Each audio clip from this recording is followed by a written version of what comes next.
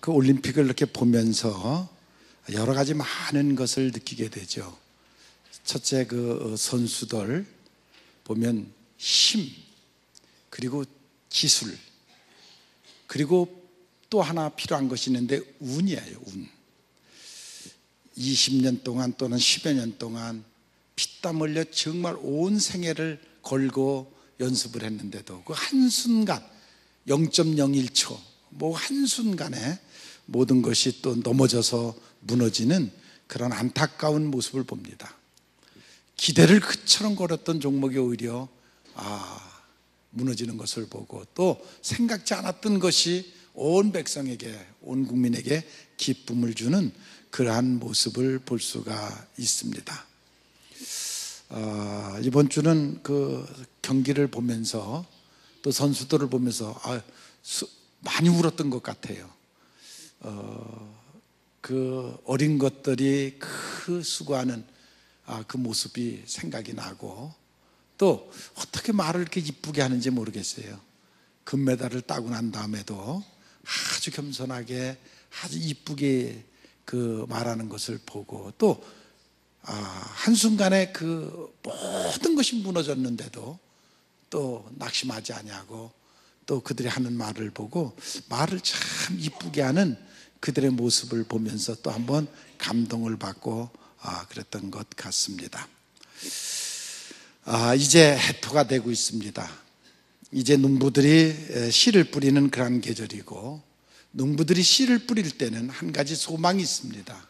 그것은 가을에 거둘 추수, 열매를 바라보고 씨를 뿌리는 것입니다. 우리 모두는 소원을 갖고 살아갑니다. 여러분 모두에게 하늘로부터 오는 그 소원이 여러분들의 가슴 속에 씨로 심어지기를 바랍니다. 소원은 하나님께로부터 오는 소원이 있습니다. 그런가 하면 그저 내 육신의 욕심으로 오는 그러한 소원도 있습니다. 그런가 하면 또 악한 영이 내 마음에 악한 생각을 심어서 오는 소원도 있습니다. 나 안 되니까 너도 되지 말아라. 남이 실패하고 남이 안 되기를 바라는 그러한 소원, 그것은 잘못된 소원인 것입니다. 요즘 나라를 걱정하는 사람들 중에 그런 생각들을 해요. 요즘 젊은이들 생각 속에 이것도 안 되고 저것도 안 되고 취직도 안 되고 인생길이 어둡고 그러니까 전쟁이나 일어났으면 좋겠다. 그런 마음을 품고 있는 젊은이들이 생각외로 많다는 것이에요. 나라가 한번 뒤집혀야 되겠다. 이거는 나쁜 소원이에요. 나쁜 생각이죠. 인생을 그렇게 살아서는 아니 되겠죠. 평화로운 나라, 또 우리 후대에게 평화를 넘겨줄 수 있는 나라, 그런 나라가 되기를 위해서 기도하시는 여러분들이 되시기를 바랍니다. 자기만 너무 믿고 교만에 빠져서 돈을 우상으로 삼고 사는 그런 잘못된 사람들도 있습니다. 우리는 그리스도인들입니다. 우리는 내세를 믿는 사람들입니다. 천국을 믿는 사람들입니다. 그것을 바라보고 그리고 그것을 품고 사는 사람들입니다. 이 땅에서 바른 그리스도인답게 살아가는 여러분들이 되시기를 바랍니다. 빌립보서 1장 20절에 보면 나의 갈 길과 기대와 그리고 소망에 따라 아무 일이든지 부끄럽지 않은 인생을 살아야 된다. 여러분, 정말 여러분들 삶이 자기 자신의 양심에 비춰서 부끄럽지 않은 인생을 사는 여러분들이 되시기를 바랍니다. 여러분들을 아는 가족이나 형제나 이웃에게 또 부끄럽지 않은 그러한 인생을 사시기를 바랍니다. 때로는 여러분들을 미워하는 원수 앞에서도 부끄럽지 않은 그러한 인생을 사시기를 바랍니다. 특별히 우리는 하나님의 백성들입니다. 하나님 앞에 부끄럽지 않은 인생을 사시기를 바랍니다. 특별히 하나님이 주신 직분이 있습니다. 그 직분에 걸맞는, 거기에 부끄럽지 않은 인생을 살아가는 여러분들이 되시기를 바랍니다. 그래서 믿음과 선한 양심을 갖고 살아가는 담대한 여러분들이 되시기를 바랍니다. 믿음이 있으면 담대합니다. 강하고 담대하라. 두려워하지 말라. 내가 너와 함께 함이니라. 하나님이 함께 하심을 믿으면 담대함을 가질 수가 있습니다. 스데반 집사는 죽음 앞에서도 담대했습니다. 바울 사도는 태풍 앞에서도, 폭풍 바다 가운데서도 그는 담대할 수가 있었습니다. 죽든지 살든지 내 안에 그리스도가 살아계신 것을 믿었기에 그들은 그러한 담대함을 갖고 살 수가 있었습니다. 지금은 씨 뿌리는 계절입니다. 여러분들의 심령 속에 좋은 씨를 뿌리시기 바랍니다. 그래야 좋은 축복의 열매를 거둘 수가 있습니다. 물론 인간의 노력만 갖고는 되지를 않습니다. 그처럼 수고했던 선수들이 온 생애를 투신해 정말 땀과 피를 흘려가면서 했던 그 선수들이 한순간에 자기의 잘못도 아니고 다른 사람이 넘어지면서 같이 넘어져서 그래갖고 자기가 무너져가는, 실패하는 그러한 모습을 볼 수가 있습니다. 그래서 역시 노력도 필요하고 힘도 필요하고 기술도 필요하지만 운도 필요하구나. 이것은 세상 사람들은 운이라고 하지만 우리는 하나님의 도우심입니다. 하나님의 도우심이 필요하구나 하는 것을 우리는 느낄 수가 있습니다. 그것을 우리는 성령의 능력, 은혜 그렇게 말하고 있는 것입니다. 바울 사도가 결심을 합니다. 앞으로 남은 인생을 내가 어떻게 살까 결심을 하면서 그는 여러 가지 결심 가운데 이런 결심을 합니다. 내 몸을 하나님이 기뻐하시는, 하나님 앞에 드려지는 영광의 몸을 가져야 되겠다라고 말합니다. 즉 내 안에 성령이 계시고 하나님이 나와 함께 하시니까 내 몸을 부끄럽지 않은, 하나님께 영광을 돌리는 그러한 몸을 가져야 되겠다라고 말합니다. 아담이 에덴 동산에서 선악과를 따먹는 순간 내 속에 있는 영은 죽었습니다. 그 순간 내 속에 있는 영은 죽었고 내 껍데기, 육신은 이제 서서히 늙어서 죽어가도록, 그 순간서부터 죽어가기 시작을 했습니다. 그러니까 이제 이미 영은 죽었고 껍데기만 남았는데 그 껍데기도 이제 죽어가는 것입니다. 그래서 그 죽기 전에 하나님께서 기회를 주셨습니다. 다시 성령을 받아들이면 영이 내 안에서 다시 사는 것입니다. 비록 껍데기는 죽어도 내 속사람, 영은 영원히 사는 것입니다. 여러분 그것을 믿습니까? 그런데 이 껍데기가 죽으면, 껍데기가 죽을 때까지 성령을 받아들이지 않으면 기회가 없습니다. 성령은 받아들일 수가 없습니다. 껍데기가 있는 순간, 껍데기가 죽기 전에 성령을 받아들일 수 있는 기회를 우리에게 주신 것입니다. 즉 다시 말해서 예수를 믿을 기회를 주신 것입니다. 그래서 몸이 죽기 전에 하나님 앞에 쓰임받는 그러한 삶을 살아야 되는 것입니다. 만일 영혼이 없고 내세가 없고 육신만 살아있다 그러면 어떻게 사는 것이 가장 좋은 것일까? 바른 것일까? 세상 사람들은 영혼이 없기 때문에, 육신만 갖고 껍데기만 갖고 있기 때문에 세상의 권세, 명예, 돈 그것만을 추구합니다. 왜? 그것이 가장 성공적이고 가장 바로 사는 것인 줄 알고 있기 때문입니다. 그래서 지금도 보면 온 세상 사람들이 그것만 추구하고 있습니다. 그러면 그 사람들이 우리가 볼 때는 저 정도 가졌으면 이제 행복하겠다, 만족하겠다. 그러나 그렇지 않습니다. 끊임없이 그들은 부족합니다. 만족이 없습니다. 아무리 보고, 아무리 듣고, 아무리 모아놔도, 아무리 먹어도 만족이 없습니다. 그래서 끊임없이 그들은 그것을 위하여 줄기차게 살아가는 것을 볼 수가 있습니다. 왜? 영혼이 없기 때문입니다. 영혼이 채워지지 않으면 결코 인간은 어떤 것으로도 만족할 수 없습니다. 그러나 영혼이 채워지면 껍데기, 그 육신이 원하는 것이 다 채워지지 않아도 자족하면서 만족할 수가 있습니다. 믿습니까? 여러분, 우린 그리스도인들입니다. 영에 속한 사람들입니다. 육신의 만족에 빠져 사는 것이 아니라 영혼의 만족을 느끼고 사는 여러분들이 되시기를 바랍니다. 바울이 또 간절히 가진 소원이 하나 있는데 그것은 무엇이냐면 나는 많은 영혼을 전도해야 되겠다. 자기의 삶의 목적이, 삶의 가치가 오직 영혼 구원하는 것으로 그는 목표를 세웠습니다. 세상의 운동선수들은 금메달 따는 것입니다. 귀한 일입니다. 온 백성을 대신해서 대표로 나가갖고 거기서 금메달을 따는 것은 온 백성들에게 기쁨을 주는 그런 아주 귀한 것입니다. 그러나 그 금메달, 그것은 이 땅에 속한 것입니다. 육신에 속한 것입니다. 여러분, 우리는 이 땅의 것만을 바라보고 사는 사람들이 아닙니다.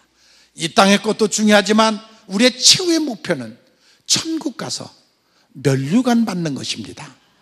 여러분 믿습니까? 예, 그것을 위하여 사는데 그 천국 가서 면류관을 받기 위해서 우리가 이 땅에서 해야 할 일 중에 하나가 무엇이냐면 영혼 구원하는 일입니다. 그것은 하나님이 기뻐하시는 일인 것입니다. 많은 사람을 하나님께 돌아오고 많은 사람을 천국 가게 하는 일, 그것은 굉장히 귀한 일인 것입니다. 이 세상에 많은 사람들이 천국 있는 것은 압니다. 하나님 있다는 것도 압니다. 그러나 믿지는 않습니다. 알기는 하되 믿지는 않습니다. 그들에게는 성령의 임재가 없기 때문에, 성령과 더불어 사는 법을 모르기 때문에, 영이 살아있지 않기 때문에 늘 들어서 하나님이 있다는 것도 천국이 있다는 것도 알지만 그들은 믿지를 않고 있습니다. 믿음이 없이는 열매가 없습니다. 믿음이 없이는 하나님의 일을 할 수가 없습니다. 우리는 언제나 하나님을 찾을 수 있고 언제나 하나님이 우리를 돕고 계시다는 것을 여러분들은 믿고 사시기를 바랍니다. 열매를 보면 그 나무를 안다고 그랬습니다.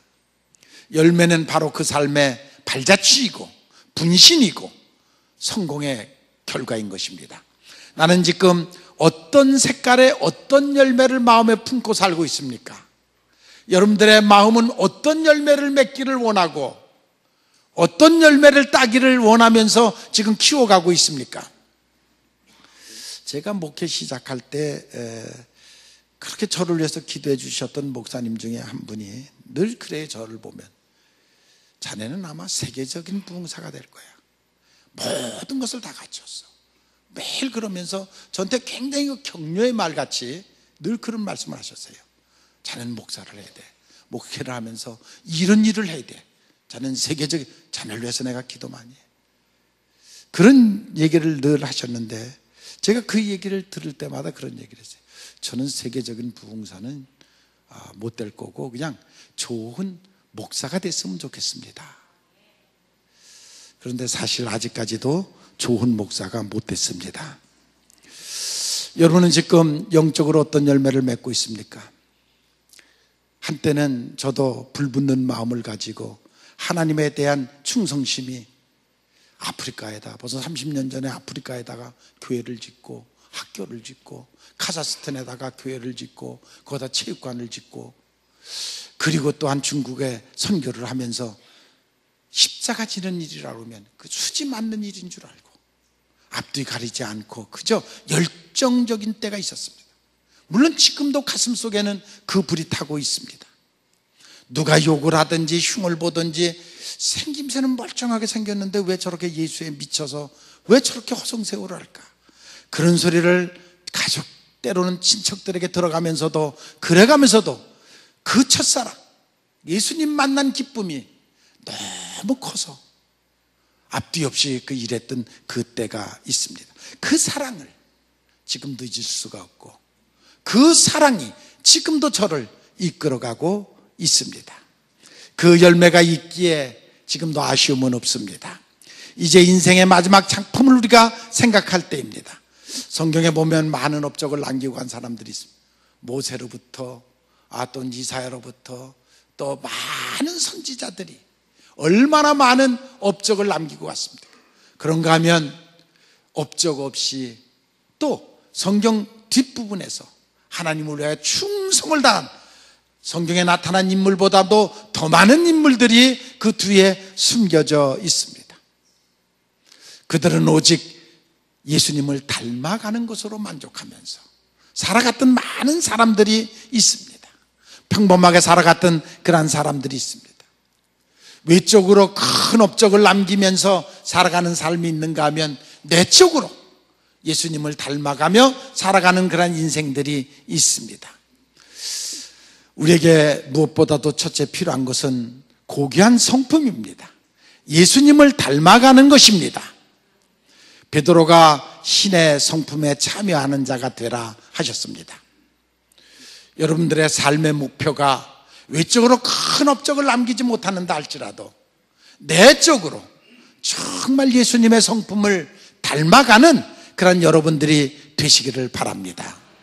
하나님의 말씀으로 영양을 공급받고 예수 그리스도의 표대를 바라보고 항상 예수님처럼 마음을 품고 살아가는 여러분들이 되시기를 바랍니다. 우리가 한순간 사랑할 수 있고 한순간 겸손할 수 있습니다. 그러나 그 사랑과 겸손이 항상 성품화돼서 해나가기는 결코 쉽지를 않습니다. 그러한 인격을 만들기는 결코 쉽지를 않습니다. 이것은 오랜 연단과 훈련을 통해서 내가 예수화 체질화 됐을 때 가능한 것입니다. 한순간 사랑하는 모습, 한순간 겸손하는 모습, 그것 갖고는 안 됩니다. 우리 내 속이 예수님의 성품을 품고 한결같이 그러한 모습을 보여주는 여러분들이 되시기를 바랍니다. 우리가 신앙 안에서 쉽게 결단할 수 있지만 결단한 것을 끝까지 지켜가는 일은, 끈기 있게 그것을 실천하는 일은 그것은 쉬운 일이 아닙니다. 그것은 고귀한 성품이 있어야 가능한 것입니다. 마치 조개가 상처 입은 것을 품고 품어서 진주화를 만들어내듯이 바로 우리들에게, 바울의 에베소 교인들에게 온전한 사랑을 이루기까지 그리스도의 장성한 분량까지 키워가라, 자라가라 한 것처럼 여러분들이 믿음 안에서 예수님의 성품을 닮아가는 여러분들이 되시기를 바랍니다. 믿음이란 삶의 방향이고 새로운 결단이고 새로운 출발입니다. 예수님을 믿는 순간 여러분은 새로운 결단을 해야 되고 새로운 방향을 선택해야 되고 새로운 목표를 향하여 출발하는 여러분들이 되시기를 바랍니다. 많은 사람들이 나쁜 버릇이 있는 것을 알면서도 에이, 난 천성이 그래, 그리고 곤치려고 하질 않습니다. 다른 사람에게 상처를 주면서도 자기는 곤치려고 하질 않습니다. 우리가 거듭난다는 것이 무엇입니까? 예수 믿는다는 것이 무엇입니까? 여러분들이 예수 안에서 자기의 그 천성이 아닌, 근데 천성이 그렇다 할지라도, 타고난 DNA가 그렇다 할지라도 여러분들이 말씀 안에서 자기를 복종시키고 고쳐가는 여러분들이 되시기를 바랍니다. 그것이 바로 변화인 것입니다. 그것이 바로 열매인 것입니다. 과거와 세속적인 습관을 하나하나 고쳐가는 그런 삶, 그것이 없이 살아가는 삶은 공허한 것입니다. 일생을 그렇게 산다 그러면 후회할 것입니다. 예수님을 닮아가는 것은 가장 아름다운 삶의 열매인 것입니다. 우리가 거듭나기 위해서 우리의 신앙이 예수님의 심장으로 이식시킴을 받아야 됩니다. 그리고 외적인 열매는 전도하는 열매입니다. 전도는 선악의 전쟁입니다. 불안과 불신과 원망과 시기와 거짓으로부터 우선 자기를 지키고 그리고 그 속에 빠져있는 영혼을 구원하는, 이것은 영적 전쟁입니다. 우리는 그 일을 감당해야 됩니다. 한 영혼을 죄로부터 구원시키고 모든 압력에 억압되어 있는 그 영혼을 해방시키는 그 일이 바로 전도입니다. 그런데 이 전도는 성령의 도우심이 없이는 아니 됩니다. 성령이 함께 해야 됩니다. 육신의 눈과 귀가 열리고 영혼의 귀가 열리고 영혼의 눈이 열릴 때 이 일을 감당할 수가 있습니다. 대부분이 세상 사람들은 세상, 육신의 정보만 들으려고 합니다. 육신의 쾌락만 보려고 합니다. 많은 사람들이 거기에 빠져 있습니다. 왜? 거기에 이득이 있기 때문입니다. 거기에 내가 살아가는 정보가 있기 때문입니다. 그래서 육신의 것만 들으려고 하고 육신의 것만 보려고 하고 영혼의 소리는 흘려버립니다. 주파수가 맞질 않습니다. 그리스도인 중에서도 아직도 영적인 주파수를 갖지 못하고 육신에 사로잡혀서 육신의 것만 들으려고 하고 육신의 것만 보려고 하는 그러한 사람들이 있습니다. 우리가 하나님 앞에 헌신을 하고 충성을 하면서도 기쁨이 오는 것은 십자가 다음에 부활과 승천, 멸류관, 그것을 볼 수 있어야 헌신을 하고 봉사를 하면서도 기쁨이 있는 것입니다. 왜? 천국 가는 길이 보이기 때문입니다. 그것이 바로 그리스도인의 삶인 것입니다. 예수님께서 너희는 말씀을 행하는 자가 되고 듣기만 하여 속이는 자가 되지 말라. 저희도 너의 착한 행실을 보고 하늘에 계신 너희 아버지께 영광을 돌리게 하셨느니라 하셨습니다. 오늘 우리는 한 분의 장로님을 세우고 6분의 권사님을 세우는 일을 우리가 하고 있습니다. 물론 우리가 내적으로 예수님을 닮아가는 일, 외적으로 전도하는 일, 그 사명입니다. 그 중요한 것입니다. 해야 됩니다. 형식적인 그리스도인은 아주 불행한 인생을 사는 것입니다. 이름만 가진 그리스도인, 그것은 불행한 인생을 사는 것입니다. 우리는 성령과 함께 사는 정말 성령의 사람, 늘 사명을 느끼고 그 사명을 실천하면서 사는 여러분들이 되시기를 바랍니다. 하나님의 말씀을 믿고 그 말씀을 붙잡고 살아가는 여러분들이 되시기를 바랍니다. 우리가 전도하는 일도 복음 증거하는 일도 그것이 사람의 생각으로만 되는 것이야. 만약에 사람의 생각으로만 된다 그러면 기독교는 이미 끝났습니다. 기독교가 유럽에서부터 시작해서 여기까지 오기에는 수없이 많은 벽들이 있었습니다. 아니, 인간으로는 도저히 허물 수 없는 그 수많은 벽을 넘고 생명으로 부딪혀서 죽어가면서 그 벽을 넘어서 우리에게까지 전달된 것입니다. 성령이 함께할 때 그와 같은 역사가 일어나는 것을 믿을 수가 있습니다. 전도는 성령이 함께하는 것입니다. 가나안 땅을 점령했을 때에 거기에는 많은 정탐꾼이 있었고 특공대가 있었고 후원부대가 있었고 지휘자가 있었고, 그래서 가나안 땅을 점령했듯이 우리가 한 영혼을 전도할 때도 마찬가지인 것입니다. 교회를 알리는 사람이 있었고 성령이 역사하는 사람이 있었고 구원의 확신을 가진 사람이, 기도의 후원자가 있었고, 그래서 한 영혼을 건져 나아가고 있는 것입니다. 잠든 영혼을 일깨우는 일, 그 일이 쉽지를 않습니다. 정회화된 성도들이 필요한 것입니다. 여러분 모두는 정회화된 성도가 돼서 일에 쓰임받는 여러분들이 되시기를 바랍니다. 한 영혼을 구원하는 일, 이것은 굉장히 중요한 것입니다. 여러분, 이제 해토가 돼가고 있습니다. 거기에다가 복음의 씨를 심는 여러분들이 되시기를 바랍니다. 오늘 권사님이 되시는, 또 장로님이 임명받으시는 그분들이 특별히 우리가 비록 이 땅에서 불신자들과 함께 섞어 살고 있습니다. 섞여서 살아가고 있습니다. 그러나 하나님과 하나님 안에서 우리는 구별된 성도들인 것입니다. 생각이 다르고 소원이 다르고 목적이 다릅니다.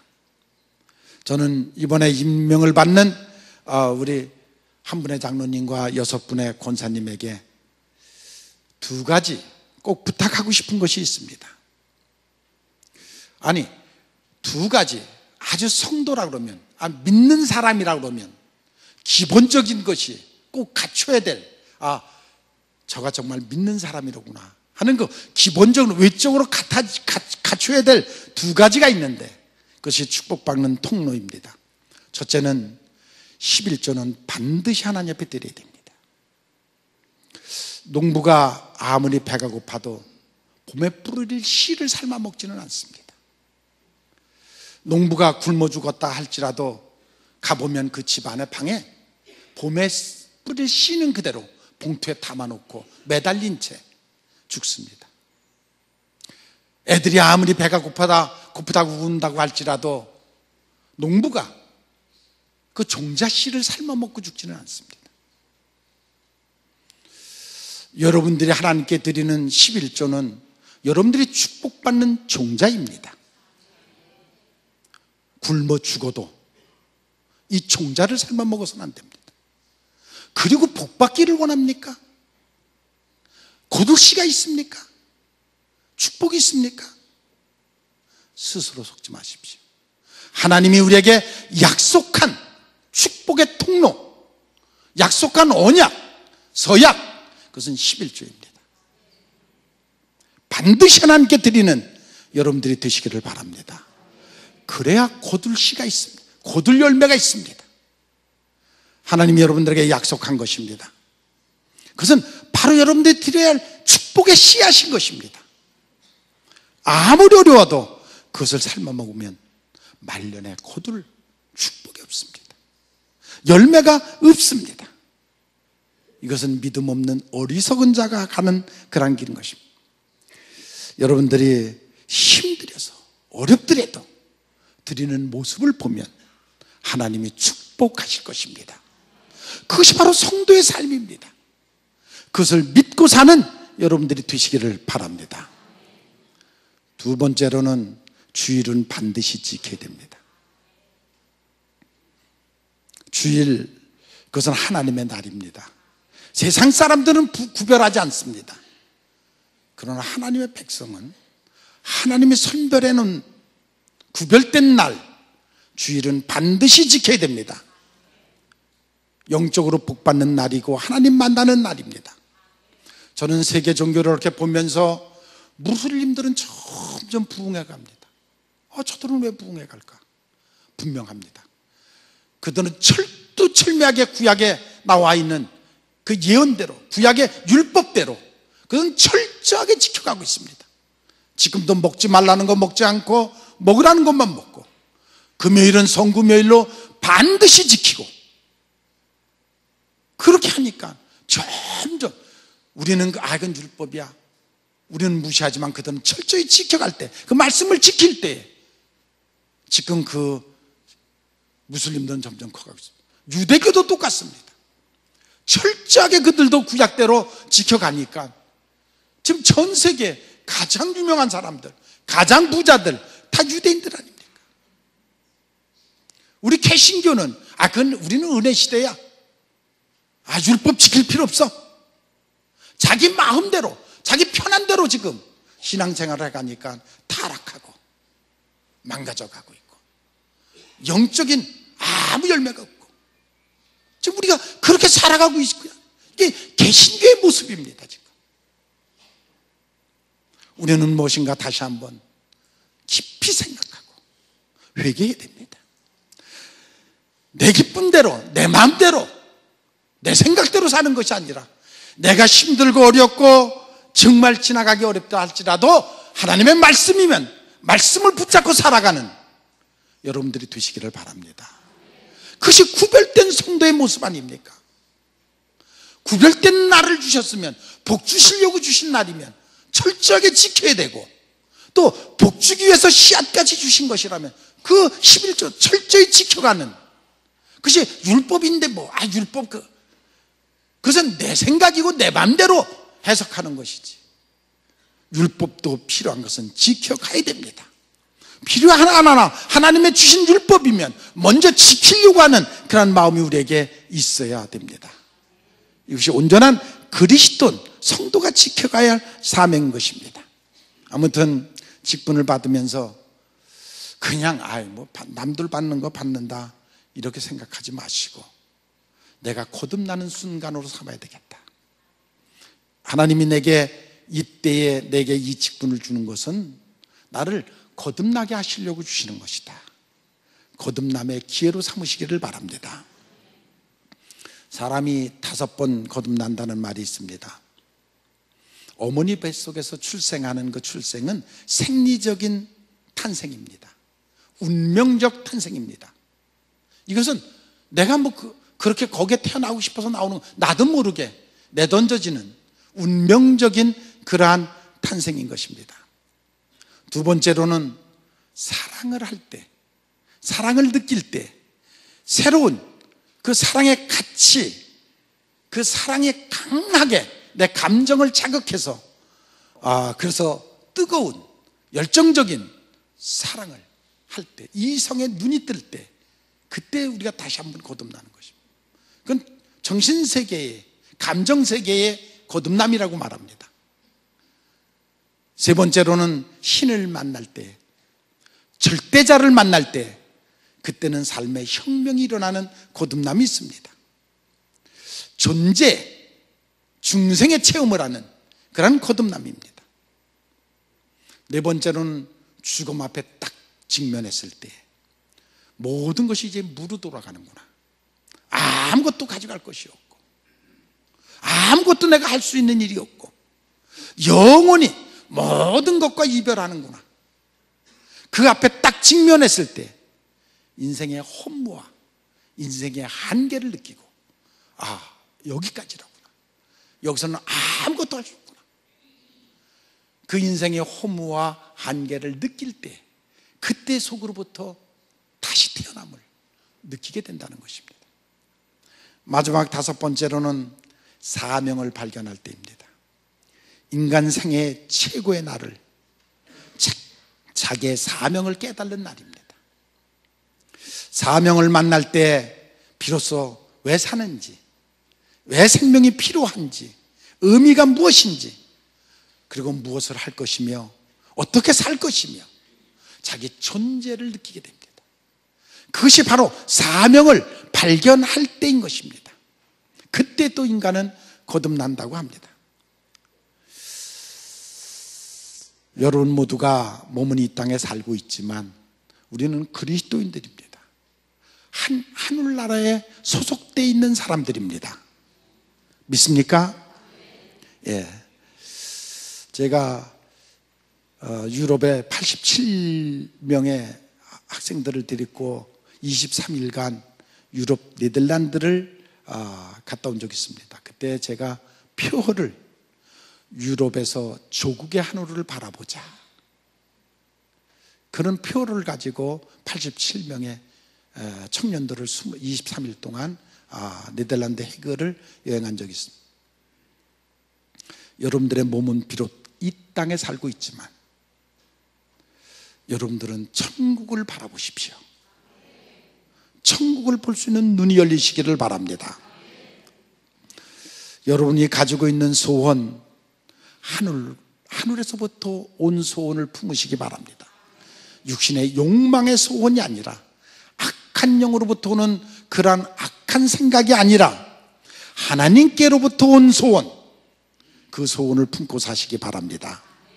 그래서 하나님 앞에 영광에 쓰임받는 여러분들이 되시기를 바랍니다. 운동선수들이 메달을 따기 위해서 온갖 정말 땀과 피를 흘리듯 우리는 저 천국에 가서 받을 영원한 면류관, 그것을 바라보고 그것을 향하여 살아가는 여러분들이 되시기를 바랍니다.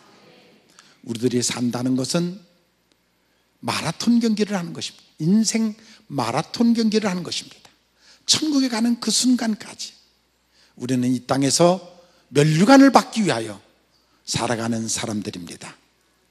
우리가 내적으로 예수님을 닮아야 되고 외적으로 많은 전도를 해야 되지만 우리에게 기초적인, 아주 기본적인 자세가 필요하는데, 마치 두 발이 있어야 걷듯이 두 가지, 제가 이미 여러분들에게 말씀드렸듯이 10의 하나가 하나님의 것인 줄로 믿고, 주일은 거룩한 하나님의 날인 줄로 믿고, 그것은 온전히 드려지는 여러분들의 삶이 되시기를 바랍니다. 이 사명을 깨닫고 이 사명을 깨달은 사람에게 직분을 주는 것입니다. 여러분들이 이미 권사같이 자격이 있어서, 장로의 자격이 있어서 준 것이 아니라, 드리는 것이 아니라 장로같이 되라고, 권사같이 되라고 그 직분을 주는 겁니다. 그 직분에 맞는 여러분들의 삶이 되시기를 주님의 이름으로 축원을 합니다.